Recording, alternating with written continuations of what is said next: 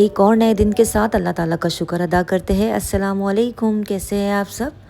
अच्छा जी, तो आज के व्लॉग में आप लोगों को घर ज़रा बदला-बदला नज़र आएगा क्योंकि ये है पाकिस्तान में हमारा घर, अल्हम्दुलिल्लाह। तो जब लास्ट टाइम मैं पाकिस्तान आई थी ना, और मैंने आप लोग को रीज़न नहीं बताया था कि मैं क्यों पाकिस्तान आई भी हूँ, तो गई भी हूँ। तो पाकिस्तान में ना हमारा घर बन रहा था, तो बस मैं इसी सिलसिले में जो थी ना वो पाकिस्तान गई हुई थी, और मैंने कहा था जब अगली बार जाऊँगी ना तो इंशाल्लाह आप लोग के साथ शेयर कर दूँगी, क्योंकि मैंने वहाँ पर कोई भी व्लॉग शूट नहीं किया था उस वक्त। तो मैं आप लोग को क्या ही बताती ना, उस वक्त घर में काम हो रहा था तो इतना शोर शराबा था कि व्लॉग शूट हो ही नहीं सकता था। और मैं इतनी बिज़ी थी काम कराने के लिए कि मैं मोबाइल भी नहीं उठा सकती थी। बस तो अल्हम्दुलिल्लाह घर अब तैयार हो गया था। कुछ कुछ चीज़ें तो अभी भी बाकी थी, लाइक घर का अरेंजमेंट करना, सारी चीज़ों को सेट करना, और थोड़ा बहुत मज़दूरों का काम भी बाकी था। अब जैसे आप लोग को किचन नज़र आ रहा है ना, तो इसकी देखें अभी तक जो है ना वो पन्नी जो होती है ना प्लास्टिक वाली, वो भी नहीं उतरी थी, क्योंकि किचन भी पूरा नया बना था। और इत्तेफाक से जब अभी आई हूँ ना मैं इस बार वापस, तब भी मैं ये उतार के नहीं आई हूँ, क्योंकि अभी भी काफ़ी सारा काम ऐसा है जो पेंडिंग चल रहा है। अच्छा, ये कुछ शॉपिंग थी जो मैंने दुबई से की थी अपने पाकिस्तान वाले घर के लिए, तो साथ साथ आप लोग को ना वो भी दिखा रही हूँ।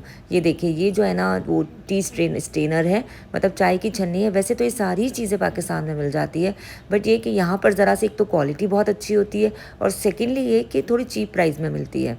लास्ट टाइम जब मैं पाकिस्तान गई थी ना, तो मैंने बहुत सारी चीज़ों को कंपेयर किया था दुबई के रेट से। जो ट्रे सेट मुझे वहाँ पे 7,000 8,000 के गुल प्लाज़ा में मिल रहे थे ना, वो यहाँ पर तकरीबन 3 साढ़े 3 हज़ार के पड़ रहे थे। जो चाय के कप मुझे वहाँ पर 2,5-3 हज़ार के मिल रहे थे, वो यहाँ तकरीबन 1200-1500 के मिल रहे थे। और जब मैं आती हूँ ना, तो मेरे पास ऑलमोस्ट 30 केजी या 40 केजी वेट तो होता ही है। तो मैंने फिर कुछ चीज़ें जो है ना वो यहाँ से बाई कर ली थी, कि वो चीज़ें मुझे वहाँ मिलेगी भी नहीं, और थोड़ा सा रेट का भी डिफरेंस आ जाएगा, क्योंकि मुझे तो आना ही है। अच्छा, ये ट्रे सेट भी है ना, मैंने वैसे 2 लिए थे। अगर मुझे पाकिस्तान से लेने होते ना, तो फिर ये होता कि मुझे 3 का ही सेट मिलता बॉक्स में, या फिर इसके ऊपर रैपिंग हुई हुई होती। और वो तकरीबन इस तरह जो बैम्बू के सेट थे ना, वो तकरीबन मुझे गुल प्लाज़ा में 7,000 8,000 के मिल रहे थे। और ये एक छोटी ट्रे जो ऊपर आपको नज़र आ रही है ना, ये 750 की थी पाकिस्तानी, और जो नीचे बड़ी वाली थी ना वो ऑलमोस्ट 1000 की थी। तो ये 2 ट्रे मुझे 1700-1800 की मिल गई थी। बहरहाल काफ़ी सारी चीज़ों में इस तरह का डिफरेंशिएट था, तो मैंने काफ़ी कुछ जो है ना अपने लिए दुबई से ही बाय कर लिया था। अच्छा, ये चेस्टर ड्रॉ है, इस पर मुझे अच्छा खासा सामान है। अच्छा, इसके अंदर है ना, मैं जब पहले भी गई थी ना 3 महीने पहले, जब भी घर ही बन रहा था, तब भी मैं अच्छी खासी शॉपिंग करके ले गई थी। तो वो सारी चीज़ें स्टिल इसके अंदर है। मैंने अभी तक कुछ ज़्यादा अरेंज नहीं किया था, और अभी भी मैं जो लाई थी ना वो सब कुछ अंदर ही रख रही थी। अच्छा, आप लोगों को ये कॉर्नर पे जो वास नज़र आ रहा है ना गोल्डन कलर का, ये मैंने होम बॉक्स से लिया था यहीं दुबई से, और ये मुझे तकरीबन आप समझो 12 या 15 दिरहम का पड़ा था, क्योंकि ये वहाँ पर इस तरह से जो ऑफ़र्स लगती है ना, मैंने वहाँ से उठा लिया था। और अगर यही मेटल का मैं पाकिस्तान में देखूँ ना, तो मुझे 3-4 हज़ार या इससे भी ज़्यादा का मिलेगा। इवन इसके अंदर जो मैंने फ्लावर्स डाले थे ना, वो सारी चीज़ें मैंने यहीं से बाई की थी, और एक एक चीज़ लेकर गई थी। अच्छा, अल्हम्दुलिल्लाह माशाल्लाह ज़रूर बोल दीजिएगा। वैसे तो अभी घर इतना कोई ख़ास सेट नहीं है, पर मैं ना बस बेसिक सेटिंग कर रही थी कि किचन के कुछ आइटम्स जो मैं लेकर गई थी उसको रख लूँ, ताकि कुकिंग वगैरह प्रॉपर शुरू कर दूँ। मुझे जब मैं इस बार आई थी ना, तो तकरीबन 10-12 दिनों के लिए आई थी, लेकिन मेरी वापसी ऑलमोस्ट 7-8 दिन में ही हो गई थी, क्योंकि कुछ अर्जेंट काम आ गया था, तो मुझे वापस आना पड़ा दुबई। अब मैं आ चुकी हूँ दुबई वापस। ये पुराना व्लॉग है, क्योंकि मेरे काफ़ी क्लाइंट्स हैं ना जो मेरे व्लॉग्स देखते हैं, वो मुझे फ़ौरन पूछते हैं आप पाकिस्तान आए हुए हो, तो मैं पाकिस्तान से वापस आ गई हूँ। अच्छा, अब अम्मी लोगों को आना था, मतलब भाभी बहनें सबको आना था, तो मैंने सोचा चलो मैं आज घर में पका लेती हूँ। ये लोग मुझे खाना पकाते हुए ज़्यादातर जो है ना मेरे व्लॉग्स में ही देखते हैं। जब मैं लास्ट पाकिस्तान में थी ना, तकरीबन साल सवा साल पहले, तो मैं इतनी प्रॉपर कुकिंग नहीं कर पाती थी, बस बेसिक सा खाना बना लेती थी, क्योंकि मैं होम बेस्ड सैलून रन कर रही थी, और मैं डेली बेसिस पे इतनी बिजी होती थी कि मैं क्या ही बताऊं।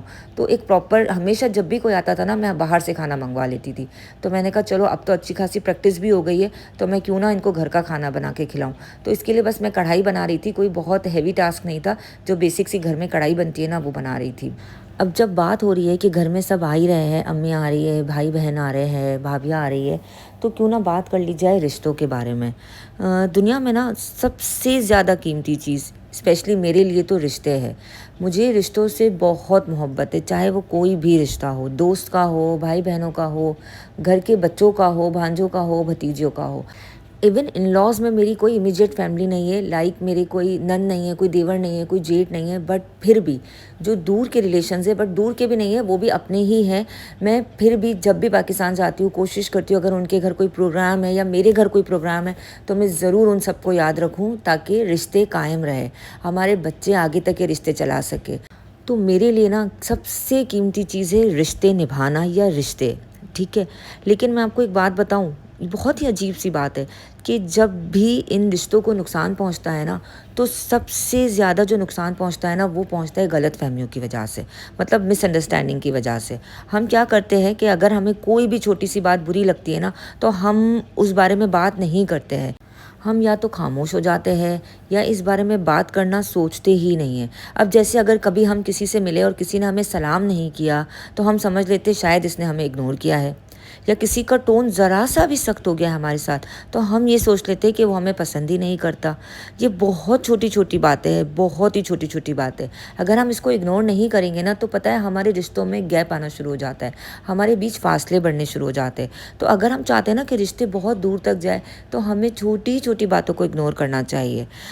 पता है हम अपने आप को किस चीज़ में ज़ाया कर देते हैं? हम जो है ना, एक्स्ट्रा सोचने में अपने आप को ज़ाया कर देते हैं। अपना सारा वक्त ही जो है ना, वो फ़ुज़ूल बातों को सोचने में लगा देते हैं।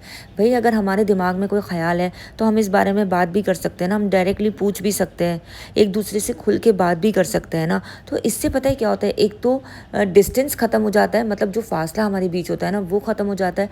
और सेकेंडली साथ साथ जो तीसरा बंदा होता है ना, जिसने हमारे बीच में आग लगाई होती है, क्योंकि बहुत सारे लोग हैं ना, इन फासलों की वजह से, इन रिश्तों में ख़राबी की वजह से बहुत ज़्यादा फ़ायदा भी उठा लेते हैं। और ये हर फैमिली में ही होता है, ऐसे लोग होते हैं। जब दो लोगों के बीच में फासला आता है ना, तो तीसरा आग लगाने ज़रूर ही आता है। मैं आप लोगों को एक बात बताऊं, रिश्ते कभी भी है ना, एक दूसरे को भूल जाने से नहीं टूटते। हम कहीं ना कहीं अगर बात कर रहे होते कुछ टाइम बाद भी, और मिल रहे होते या बात कर रहे होते, तो वो रिश्ते मेंटेन रहते, चाहे हम एक साल बाद भी किसी से मिले। लेकिन रिश्ते हैं ना जब टूटते, जब हम एक दूसरे के बारे में अपने दिलों में गलत ख्याल पैदा करते, गलत उनके बारे में दिमागों में लेके आते, गलत चीज़ें सोचते। रादर देन हम उनसे बैठकर बात कर ले जो भी हमारे दिल में है, और इस फासले को कम कर ले। क्योंकि अगले बंदे को तो इस बात की खबर ही नहीं होती है, बेचारे को उसे पता ही नहीं होता है कि सामने वाला बंदा किस बात पे उखड़ा हुआ है, या उसे क्या बात बुरी लग गई है। तो बेटर देन हम खामोश रहे, अपनी बातों को दिल में दबा के रखें, किसी के बारे में गलत राय कायम करें, हम बात कर ले। और इससे क्या होगा पता है, एक फ़ायदा, कि तीसरा बंदा जो है ना, इसका हमारी फैमिली में जो फ़ायदा उठा रहा होता है ना, वो नहीं उठाता है। और मिसअंडरस्टैंडिंग्स जो है, गलत फहमियाँ, वो किस रिश्ते में नहीं होती, हर रिश्ते में होती है। चाहे वो हस्बैंड एंड वाइफ हो, चाहे वो भाई बहन हो, चाहे वो दोस्त हो, चाहे वो घर के बच्चे हो, हर किसी में होती है। एक तो हमारे पास जनरेशन गैप्स भी बहुत है, इस वजह से भी बहुत ज़्यादा मिसअंडरस्टैंडिंग्स होती है। तो हमें जो है ना, बात करके अपनी बातों को एक दूसरे को समझाना चाहिए।